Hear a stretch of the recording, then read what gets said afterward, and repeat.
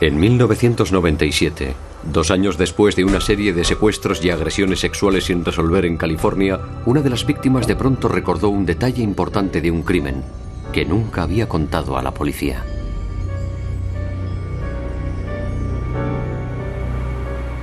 Dejó algunas pruebas forenses en el coche del agresor. Pruebas que dejaron una fuerte huella.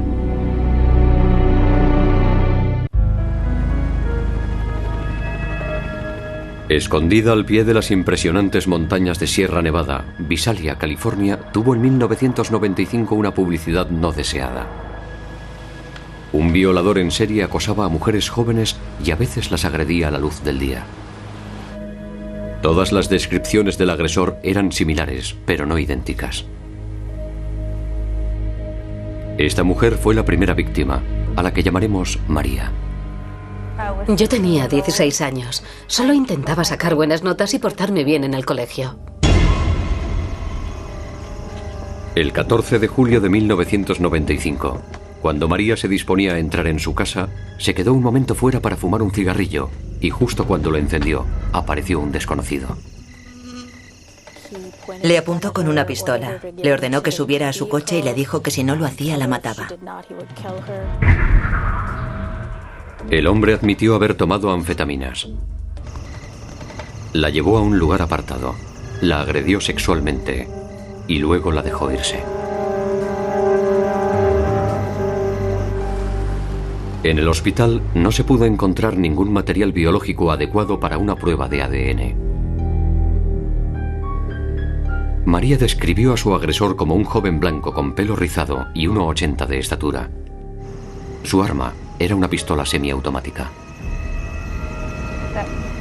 Su cara se me ha quedado grabada para siempre. Te sientes triste, traicionada, herida, enfadada, te pones furiosa. Lo pasas muy mal. María dijo que el agresor conducía una camioneta azul o gris. La policía encontró huellas de neumático en el lugar de los hechos. Las fotografiaron y sacaron un molde de las huellas. 10 días después se produjo otro incidente. Una mujer de 32 años aparcó en un centro comercial y fue acosada por un joven blanco que conducía un Ford Bronco blanco. Dame el bolso. Vamos. Voy a disfrutar metiéndotela. Lárgate, imbécil. Ella le insultó y él se marchó.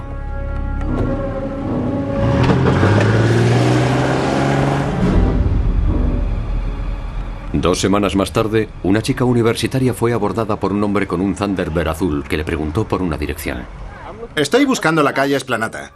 ¿Te subes y me ayudas? Lo siento mucho. La chica notó algo sospechoso y se fue corriendo. Esa misma mañana, el mismo hombre paró a una joven a la que llamaremos Anne. ¿Puedes decirme dónde está la calle Espanosa? Está a 3 manzanas, todo derecho. Ya, ¿te importaría subir al coche y me enseñas dónde está exactamente? Anne accedió a subirse al coche para enseñarle el camino. Vale. Era el tipo de hombre que consigue atraer a las chicas para que se suban a su coche, porque tenía un aspecto agradable, parecía educado y tenía un buen coche. Por el camino se detuvo detrás de un granero diciendo que necesitaba un poco de aire fresco.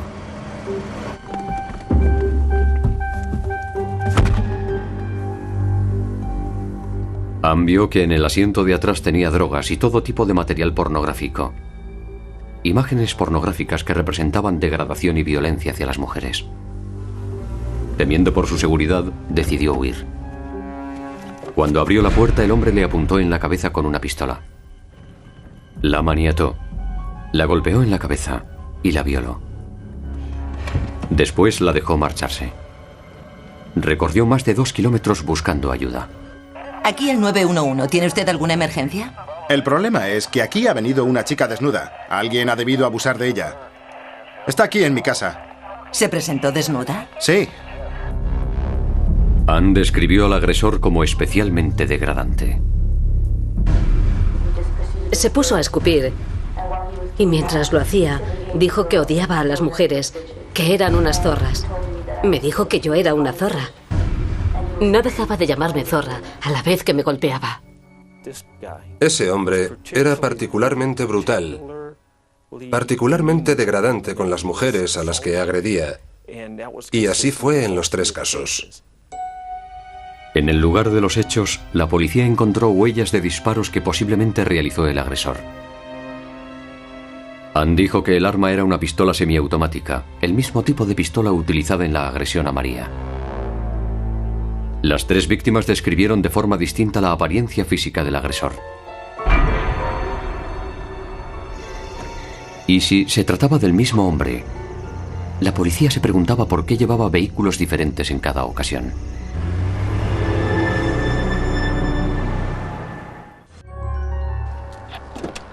Los detectives de Visalia, California, investigaban 4 incidentes aislados de tentativa de secuestro, robo y agresión sexual. En cada caso, el agresor había sido descrito como un hombre blanco, alto y joven, que llevaba una pistola semiautomática. Dejó atrás muy pocas pruebas. La huella de un zapato en uno de los casos y unas huellas de neumáticos en otro. Pero los vehículos eran diferentes y las víctimas daban una descripción diferente del agresor, dando lugar a dudas sobre si se trataba del mismo hombre. Había cierta discrepancia en cuanto a la estatura, cosa que es frecuente cuando intentas describir a un hombre que acaba de agredirte sexualmente y ha abusado de ti a punta de pistola. También había versiones distintas respecto al pelo del sospechoso, el largo de su pelo.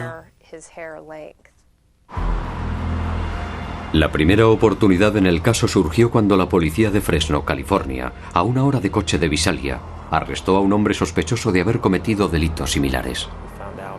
Descubrimos que un sospechoso de las mismas características y con un coche similar había realizado 2 intentos de secuestro en su ciudad a última hora de la tarde, precisamente el mismo día que estuvimos entrevistando aquí a una de nuestras víctimas. Para ver si era el mismo hombre que estaba agrediendo sexualmente a mujeres aquí en Visalia, la policía le mostró a María una serie de fotografías en las que se incluía al sospechoso de Fresno. Pero María no pudo identificar a ninguno de los hombres. No es ninguno de estos. Después, la policía enseñó las fotografías a Ann. Estoy casi segura de que es ese de ahí. Mostramos las fotografías a una de las víctimas y esta identificó al sospechoso. La policía de Visalia estaba convencida de haber encontrado al culpable. Pero había un problema. En las primeras entrevistas con la policía, tanto María como Ann dijeron que su agresor tenía muy poco pelo en el pecho. El sospechoso de Fresno tenía mucho pelo en el pecho y su número de zapato no coincidía con la huella encontrada en uno de los escenarios. La policía dudaba que el hombre de Fresno fuera su agresor. Sus sospechas se confirmaron pocos días después cuando en Visalia comenzaron de nuevo las agresiones sexuales.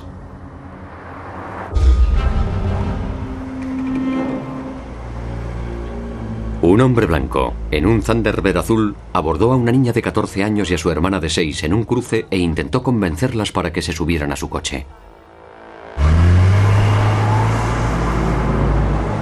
Cuando ellas se negaron, se marchó. Pocas horas después, la policía vio un Thunderbird azul aparcado en el aparcamiento de una tienda. El conductor coincidía con la descripción que habían dado las 2 niñas. Era Chad Melvin Mancebo, de 20 años, hijo de un conocido granjero de la zona. Estaba casado. No tenía antecedentes, pero la policía encontró anfetaminas en su coche. Su modus operandi con esas mujeres reflejaba a alguien que tomaba anfetaminas o crack en grandes cantidades. Era muy agresivo, era brutal y despectivo con las mujeres. Son rasgos típicos, según mi experiencia, de alguien que es adicto a las anfetaminas.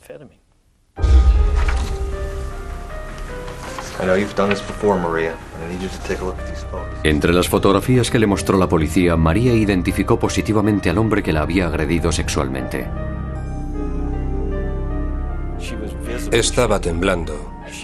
Recuerdo que se echó a llorar. Evidentemente estaba muy alterada. Estoy seguro de que ver la fotografía le trajo horribles recuerdos de ese día en el que había sido secuestrada y violada brutalmente. Pero María dijo que el vehículo de su agresor era una camioneta, no un sedán. La policía no encontró información de que Mancebo hubiera tenido nunca una camioneta. Y también pedí a mi agencia que comprobara los vehículos que habían sido robados en el último mes que pudieran coincidir con la descripción. Pero no se encontró nada. No pude conseguir ninguna pista.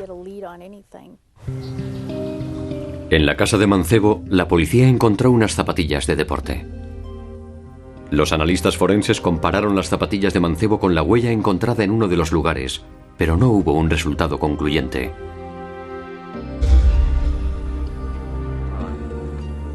Anne también identificó a Mancebo como su agresor entre las fotografías que le mostró la policía, pero tan solo unas semanas antes había identificado a otro hombre distinto. Debido a estas inconsistencias, los fiscales querían algo más que una identificación por parte de las víctimas. Confiaban en encontrar pruebas forenses. Es él. En base a la identificación de las víctimas, Chad Mancebo, de 20 años, fue detenido por haber secuestrado y agredido sexualmente a Anne y a María. Lo más horrible del caso es la enorme violencia con la que actuaba ese hombre. Violación, robo y secuestro a punta de pistola. A los fiscales les pareció que Mancebo no estaba demasiado preocupado por los cargos. Estaba abstraído en sí mismo. Se había metido en un buen lío y no entendía por qué su padre y su madre no le sacaban de allí. Pidió repetidamente que llamaran a sus padres para que fueran a recogerle. Parecía estar convencido de que no le iba a pasar nada. El problema con el que se enfrentaban los fiscales era que una de las víctimas anteriormente había identificado a otro hombre. Nuestros recuerdos en realidad no son nada precisos y las víctimas, cuando son agredidas, la mayoría de las víctimas suelen ser atacadas de noche, cuando está oscuro. De modo que ya tienes una desventaja visual. También sabemos que la visión disminuye cuando estamos en una situación de pánico, cuando tenemos miedo. Sí, es ese. Así que cuando la víctima dice que ese es el hombre y que está segura de que él era el agresor, es muy posible que se equivoque. Sin pruebas forenses, los fiscales sabían que el abogado defensor de Mancebo impugnaría la identificación hecha por la víctima. Mientras Mancebo esperaba su juicio, los investigadores entrevistaron a su mujer. A pesar de las circunstancias, trató de ayudar. En esa época estaba embarazada de su primer hijo y sabía que él tomaba anfetaminas. Era consciente de sus excéntricas tendencias sexuales que se agudizaban cuando tomaba anfetaminas. Pero no creo que sospechara que su marido estuviera implicado en estas cosas. La casa de los Mancebo estaba situada en la granja de los padres de él, en la que había muchos vehículos. Una búsqueda en la base de datos de las oficinas de tráfico de California confirmó que Chad Mancebo no era propietario de la camioneta azul o gris que María había descrito. Pero su padre sí lo había sido, y la había vendido recientemente. La policía localizó la camioneta a 95 kilómetros de allí. Este es un vídeo de la policía en el que se ve a María examinando el vehículo. María dijo que era similar al que ella recordaba, pero que no estaba segura de que fuera el mismo. El nuevo dueño le había hecho muchas reparaciones y mejoras. Voy a mirar por aquí. Parte del equipamiento ha sido sustituido. De pronto, María recordó un detalle importante que había olvidado completamente. Y recuerdo que mordí la goma de la ventanilla. Fue entonces cuando recordó que, mientras estaba siendo violada contra la puerta del conductor donde el acusado la tenía doblegada, había mordido el burlete de goma de la ventanilla. Yo quería dejar alguna huella, algún tipo de prueba, marcas de dientes, arañazos o algo.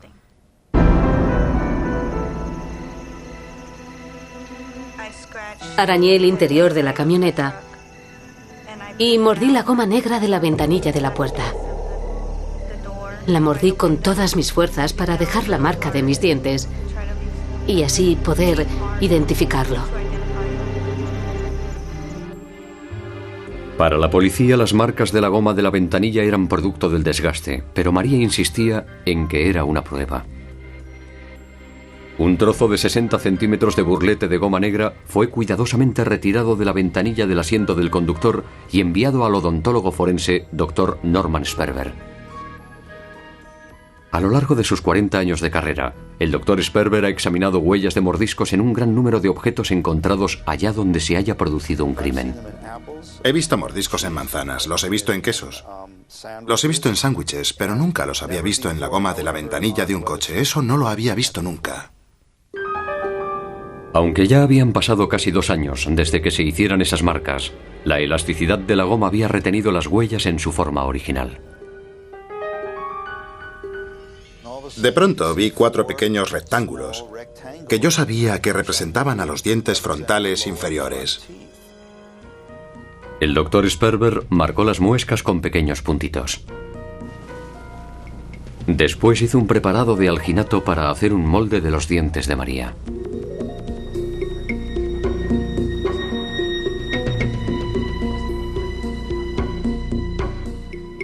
Cuando el Dr. Sperber comparó el molde de los dientes de María con los mordiscos del burlete de goma, comprobó que la coincidencia era perfecta. En el burlete de goma vi que uno de los dientes sobresalía, el diente frontal derecho. Al examinar los dientes de la víctima, vi que su diente frontal derecho también sobresalía. Todos sus dientes encajaban perfectamente. Nunca había visto una coincidencia tan exacta en un objeto inanimado. A pesar del hecho de que habían pasado 2 años, a pesar de los cambios que había hecho el nuevo propietario del coche, ahora la policía podía demostrar que María había estado dentro del vehículo.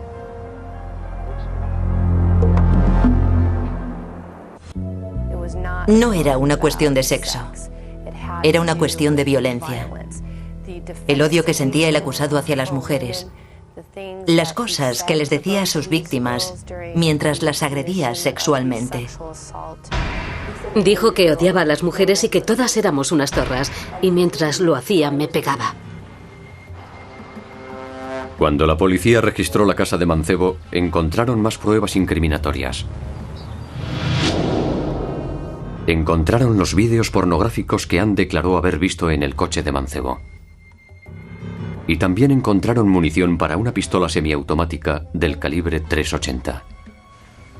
Cuando Chad Mancebo fue juzgado por secuestro y agresión sexual de María y Ann, la acusación le describió como alguien extremadamente peligroso, un hombre sin conciencia. No le importaba a quién hacía daño para conseguir lo que quería. Como he dicho, era un hedonista, un egocéntrico, un niño malcriado. Como cabía esperar, la defensa rechazó la identificación de Ann, puesto que al principio había identificado a otro hombre. Aunque las pruebas forenses eran escasas, las pocas que había eran abrumadoras. Las marcas de mordisco de María demostraron que había estado en el interior de la camioneta de Chad, propiedad de la familia Mancebo, un vehículo que Chad usaba con frecuencia. Después de explicar mis conclusiones bajo el examen directo del fiscal, recuerdo que me sorprendió que apenas hicieran preguntas y que la defensa no me interrogara. Entendí que eso se debía a la solidez de la prueba que yo había presentado. El hecho de que una niña de 16 años hubiera mordido el burlete de la ventanilla del coche fue como si dijéramos una cortina de humo. En esencia, evitó que la defensa tratara de argumentar que había un error de identificación. Y el hecho de que la niña fuera tan brutalmente agredida sexualmente como para morder el burlete de goma y arañar la puerta era impresionante. Es increíble que se le hubiera ocurrido hacerlo.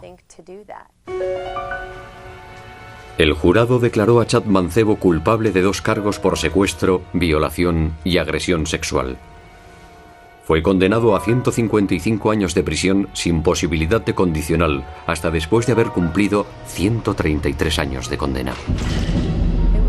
Fue una inmensa sensación de alivio que ese depredador nunca pudiera volver a las calles. Nunca podrá volver a hacerle esto a nadie más.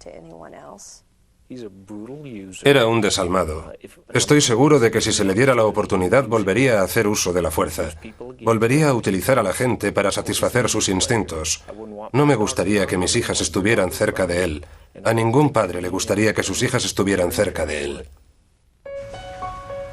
La condena de Chad Mancebo fue la salvación para María, quien después del juicio se trasladó a San Antonio, Texas, para iniciar una nueva vida. Sin las huellas de sus dientes en el burlete de aquella camioneta, tal vez la fiscalía no habría podido ganar el caso. El mensaje que debemos transmitir es que si esto le sucede a alguna mujer y es agredida sexualmente, debe dejar alguna huella, porque las pruebas forenses son absolutamente decisivas en un juicio.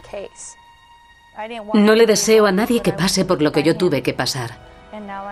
Ahora estoy orgullosa de lo que hice porque sé que ese hombre nunca volverá a atacar a nadie.